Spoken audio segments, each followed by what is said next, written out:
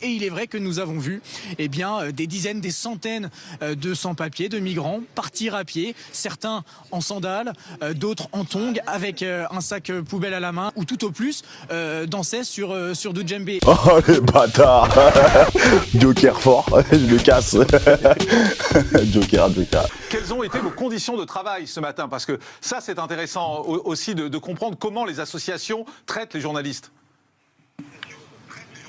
Alors, ça a été très compliqué. Je vais essayer de vous montrer et de vous faire découvrir avec Axel notre environnement de travail. Vous avez le théâtre de la Gaîté Lyrique qui est juste derrière moi.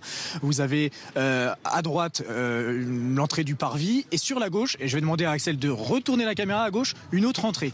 Nous étions à cette entrée que vous voyez à l'écran actuellement tout à l'heure. Nous étions à cet endroit-là. Évidemment, vous l'avez remarqué, regardez le micro que je tiens dans la main, n'a pas la bonnette CNews. Pourquoi? Pour ne pas être identifié. C'est le cas de nos collègues, de nos confrères des autres chaînes. Nous ne sommes pas identifiables pour éviter toute attaque de ces militants. Malgré cela, ces personnes nous ont demandé à plusieurs reprises pour quels médias travaillez-vous. Dans ces cas-là, on répond à cette question en restant un petit peu évasif. Malgré tout, ils pensaient m'avoir vu, par exemple, sur des médias alternatifs. C'est le cas de votre invité qui travaille chez Frontières. On m'a pris pour un journaliste de Frontières. Parfois, on me prend également pour un journaliste de BFM TV ou d'autres. Et à ce moment-là, c'est un déchaînement de violences verbales, de menaces. Et ce matin, à cet endroit, juste derrière moi, ça a été presque un déchaînement de violence physique jusqu'à l'intervention évidemment de nos agents de sécurité et surtout de la police, des CRS qui étaient présents à moins de 10 mètres de nous et qui ont très rapidement pu intervenir, nous séparant de nos agresseurs et en repoussant évidemment ces militants d'extrême gauche qui n'avaient qu'une envie, c'était de venir au contact. Sauf que nous sommes là pour faire notre travail, alors nous avons fait le tour, nous sommes allés sur l'autre entrée, juste ici.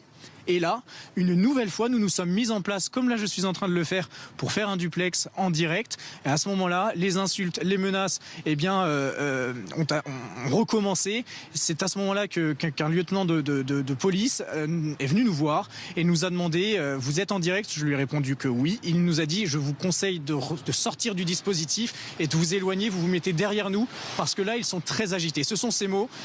Nous avons obtempéré puisqu'on n'est pas là non plus pour prendre des risques et nous sommes là pour informer les téléspectateurs, donc on le fait dans les meilleures conditions qui soient. Mais c'est vrai que c'est assez compliqué et surtout, il faut garder son calme, Jean-Marc. Effectivement. Merci beaucoup, Augustin. Merci Axel Rebaud également qui est avec vous. Merci pour tout votre travail. On vous retrouvera un peu plus tard dans cette émission, mais c'était vraiment très très intéressant de prendre le temps de comprendre comment vous avez travaillé ce matin sur place. Pour tout vous dire, on avait prévu d'y aller jeudi, nous.